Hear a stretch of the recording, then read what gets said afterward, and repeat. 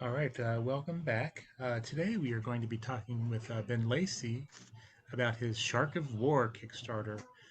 I think I first saw this him advertising it on the IndieWire Facebook group, which my good friend Jim Whitting runs, and then I checked out the page further. It looks like something interesting. I wanted to know more about, so I contacted Ben, and he agreed to come on and tell us about his project. So let me bring him in and we'll get started. Thank you for having me, Chad. How's it going? Pretty good. I'm a little over halfway there, 2 weeks left, so I'm a little nervous, but I'm hopeful to pull off the funding goal. So before we start talking about the Kickstarter itself, Mhm. what was? Do you remember the first comic you read, or the first, one that kind of got you hooked? The first comic I read was probably as a very young child. I read a Richie Rich comic book. It didn't really hook me. I enjoyed reading it, but it was a very much a kid's comic book. The comic book that probably got me hooked was some of the early Spider-Man comic books. Um, this was back when, actually dating myself, this is back in the 70s. Um, so the Stan Lee was still writing some of them. Hmm. Um, there was a, you know, I could really identify with the with Peter Parker. I'm tall, thin, wear glasses, have brown hair, and was always a bit of a science nerd. So that's probably the comic that really got me into comic books more than anything. And what was it that made you decide that, hey, you wanted to do your own? I've been writing stories off and on for quite a while, fantasy, sci-fi, things like that. And some time back, I had this idea for a short story, and it was more just something I was thinking I could do as a short story about a shark. This is about the time the Meg came out. I don't know if you remember. It Yep. was a big hit, but yeah, I didn't think it was the greatest movie, and I was like, maybe do some. Sharks seem pretty popular. Maybe I can do something a little different with a shark story. And I filed away the idea of a shark with a jetpack in the back of my head. A little later, I learned about some of this art software that's now online where you can do your own artwork more. And I was like, maybe I'll try and write and draw my own comic book. And the shark idea came back as something unique. It's not most shark stories. The shark is a monster and the villain, or something to be defeated by the humans. And most superhero stories, the superhero is a human, and there's a lot of competition in that market. So I figured, I bet a shark based story would be of interest to people and would be fun to do.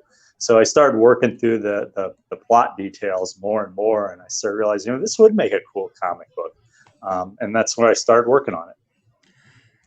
So this is your second Kickstarter for Shark of War. Can Mm-hmm. you give us just a kind of summary of what the story's about, and kind of about you know what it is that Yeah, sure.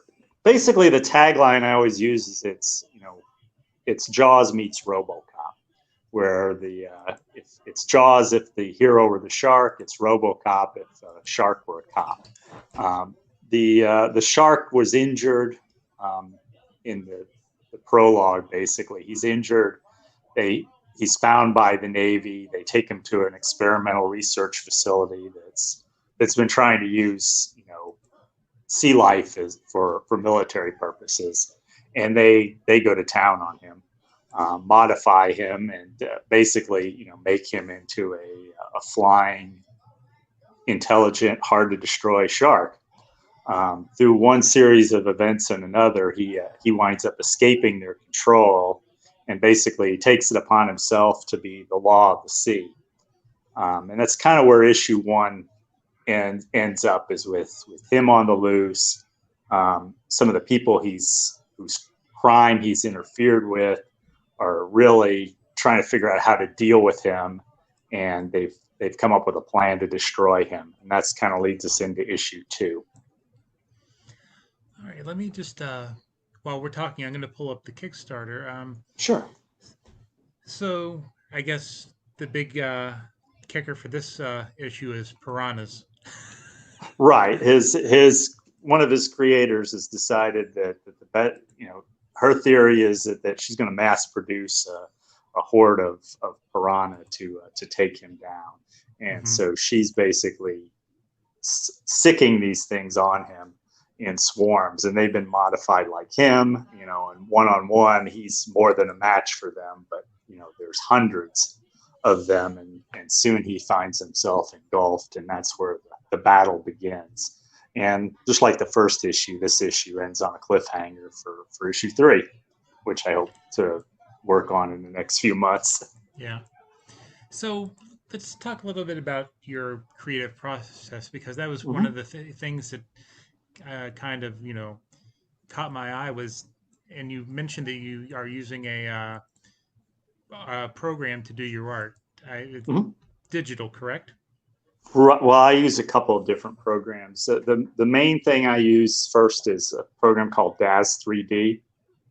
It's used a lot for computer art, 3D animated art, but I want a more comic book look to it. Mm-hmm. So I then take the images I pull out of that and I put them in a program called Clip Studio Paint, and I redo some of it by hand, well, digitally by hand, in that program, take some different coloring and redrawing, and wind up with what you see on the page, which I hope has a more comic book feel to it than some of the pure 3D render art that you sometimes see.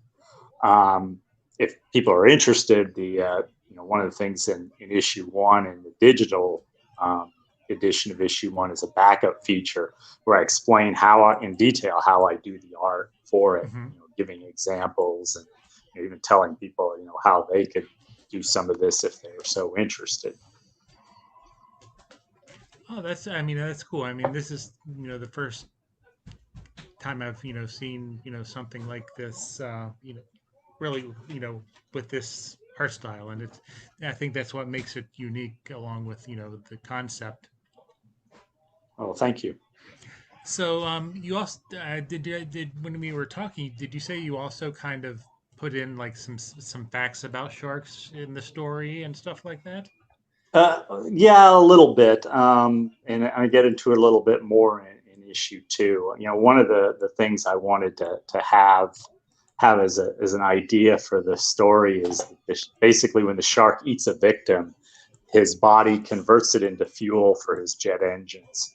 And I explain a little of that in the comic book, and then there's another backup feature in the digital edition on the science of shark of war. I'm an engineer by training. That's my day job. Mm-hmm. And I kind of explain, I'm in the power industry, so I kind of explain how a shark's liver, which is its largest organ, converts the food into fuel for the engine, in a little bit of science fiction-y way. But Yeah. a lot of the conceptual ideas are actually what's done in when you make gasoline and other products like that. So you said you've written short stories in the past. How did that translate for you to translating it to like a comic book style? Well, I have to, I think a little more about the script details. Of course, since I'm drawing it myself, I can be somewhat loose with the script, but I am using a professional letterer for the lettering. So I create a script that she can follow. And it also helps me as an outline guide. But I kind of use the standard comic book scripting method of describing panel by panel, person talking by person talking, of how the book is going to look. And then I kind of make a few changes as I go along and actually try and see how the artwork is going to fit in with that, with what I describe. Mm-hmm.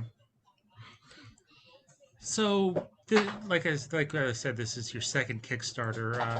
Mm-hmm. What did you learn from your first Kickstarter that you've applied to this one?